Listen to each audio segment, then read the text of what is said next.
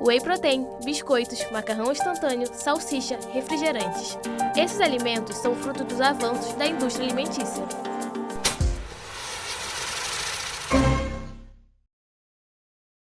E em uma rotina cada vez mais acelerada e com poder de compra limitado, fazem com que os ultraprocessados se tornem cada vez mais protagonistas da dieta dos brasileiros.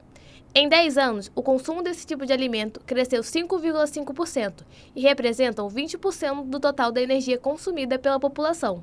É o que mostra a pesquisa da USP, Consumo de Ultraprocessados no Brasil, divulgada em março deste ano. Os ultraprocessados, por exemplo, eles são muito práticos, né? Eles ficam prontos em poucos minutos. A gente descongela o produto, leva ao micro-ondas e consome alimentação. Eu passo numa rede de restaurantes fast food, rapidamente consigo consumir.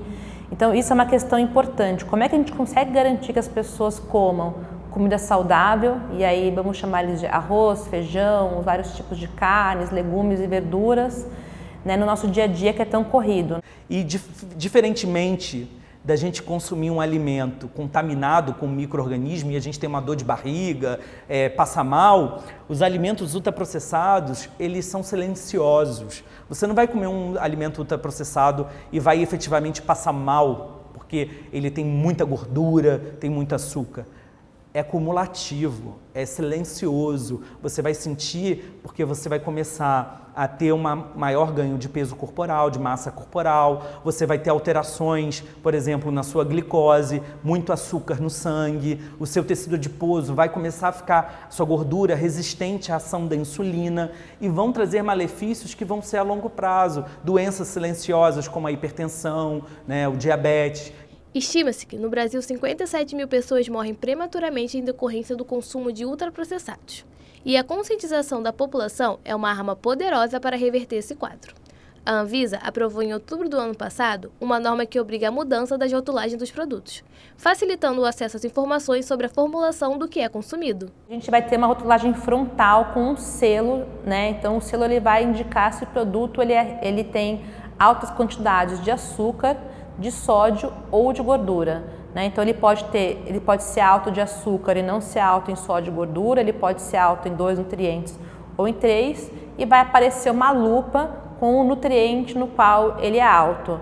Mas alguns produtos que se vendiam como saudáveis, por exemplo, como um biscoito que tinha lá rico em fibras na rotulagem, ou que a propaganda do biscoito, né, dava pra gente a ideia de que ele era um alimento que podia compor uma refeição saudável, eles vão ganhar a rotulagem, então vai ser interessante porque a gente vai conseguir realmente separar quem são os mais, né, os menos saudáveis entre os ultraprocessados. O avanço das tecnologias no ramo alimentício, como o uso de transgênicos, permitiu o aumento na produção agrícola. Segundo o CONAB, Companhia Nacional do Abastecimento, o Brasil deve produzir 312,2 milhões de toneladas de grãos na safra 2022-2023. Que hoje, quando a gente estuda transgênico, a gente fala mais do risco da contaminação dos agrotóxicos em gerar câncer, obesidade, são disruptores endócrinos que levam um amadurecimento precoce, eles conseguem regular vias de sinalização no nosso corpo que nem os nossos hormônios conseguem, né? Então a gente tem um impacto muito grande na saúde por conta da utilização dos agrotóxicos que são utilizados nessas plantações. Eu não quero botar na tua mesa de alimento um produto com agrotóxico. Então eu venho buscar um bom alimento na sua refeição e que não faça mal para ninguém, sem agrotóxico, produto próprio direto da roça, entendeu? Quando não é meu, a gente pega com outro produtor. Agora, você ia querer comprar um produto com agrotóxico? Você vê o preço da banana aqui, meu preço. Quando você vai num lugar que tem um produto agrotóxico, quanto é o preço? Quase o mesmo preço do meu. Então é mais vantagem você comprar o meu, que não tem agrotóxico, que comprar um com agrotóxico que está pareando o preço. E os avanços não se restringem à plantação. Os aditivos químicos são ingredientes cada vez mais presentes nos pratos da população. Todos os anos, 2,5 milhões de toneladas de agrotóxicos são usados no mundo. No Brasil, a utilização desses produtos é superior a 300 mil toneladas, considerando apenas o princípio ativo desses aditivos. Anualmente, os brasileiros são expostos a 130 mil toneladas. Em 40 anos, o consumo de agrotóxicos cresceu 700%, enquanto a área utilizada para a plantação aumentou 78%.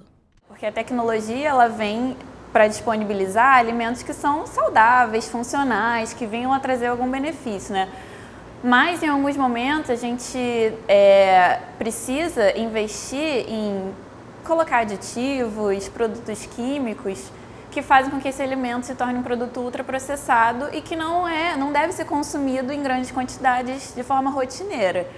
Então, a gente tem esse desafio de precisar desenvolver produtos tecnológicos que duram mais, né, na prateleira, que tem uma validade melhor, que tenham os benefícios nutricionais, mas que ainda se mantenham saudáveis dentro do ponto de vista do processamento deles.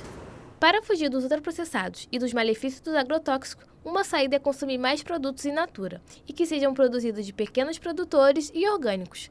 De acordo com o IBGE, no Brasil são 1,2 milhões de hectares destinados à produção de alimentos orgânicos. De acordo com o Ministério da Agricultura, são 22 mil unidades dedicadas à produção desse tipo de alimento. Quem alimenta o brasileiro hoje é o agricultor familiar e o pequeno agricultor. Então, eles são responsáveis por 30% da produção agrícola do país, mas pela maioria dos alimentos que vão à nossa mesa. Então, quando eu vou hoje no supermercado comprar verduras, legumes e frutas, cereais, leguminosas, isso é oriundo da agricultura familiar, do agricultor, né, do pequeno e médio agricultor. Né? No Brasil, hoje, a gente tem já médio agricultor familiar, que não é aquela roça pequena, é uma agricultura que ela tem maquinário, tem capacidade de produção, e tem os pequenos produtores também, os agroecológicos e os orgânicos. Segundo pesquisa da ONU, Organização das Nações Unidas, o Brasil é o 10º país que mais desperdiça alimento no mundo. Ao todo, são 27 toneladas desperdiçadas, 60% vem do consumo familiar. A conservação de alimentos ela pode ser feita através de técnicas culinárias que são desenvolvidas dentro da nossa própria cozinha. Então a gente tem o branqueamento, que é uma técnica super simples de aquecimento do alimento e pós-resfriamento. A gente tem a refrigeração, o congelamento desses alimentos que podem ser utilizados ao longo do tempo. Então essas são técnicas muito importantes que precisam ser popularizadas, né, para que a população ela consiga inclusive aproveitar a safra dos alimentos. Então, se hoje eu tenho uma safra de um determinado alimento, que eu possa congelar, que eu possa desidratar na minha casa de uma forma segura e que eu consiga utilizar tempos depois. A prática cotidiana ela é muito importante, porque é nela que a gente desperdiça grande parte dos alimentos que poderiam ser consumidos nas nossas residências. Hoje a indústria ela otimiza muito essa perda. Uma triste contradição. Apesar de sermos um país de muita produção e investimento em tecnologias, 33 milhões de brasileiros estão em situação de insegurança alimentar grave, segundo a Rede Pensam, a Rede Brasileira de Pesquisa em Soberania e Segurança Alimentar e Nutricional. Nos últimos 3, 4 anos, a gente viu um aumento da fome no setor alimentar, mas esse aumento ele não aconteceu só nos últimos 2 anos. Desde o ano 2017, 2016, a gente vem vendo um aumento da quantidade de pessoas que não conseguem se alimentar adequadamente. Isso acontece por alguns motivos.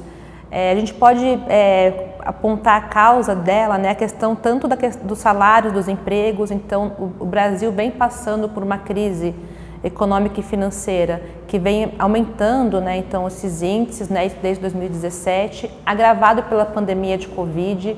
Então, as famílias estão cada vez mais ganhando menos dinheiro e com menos estabilidade financeira.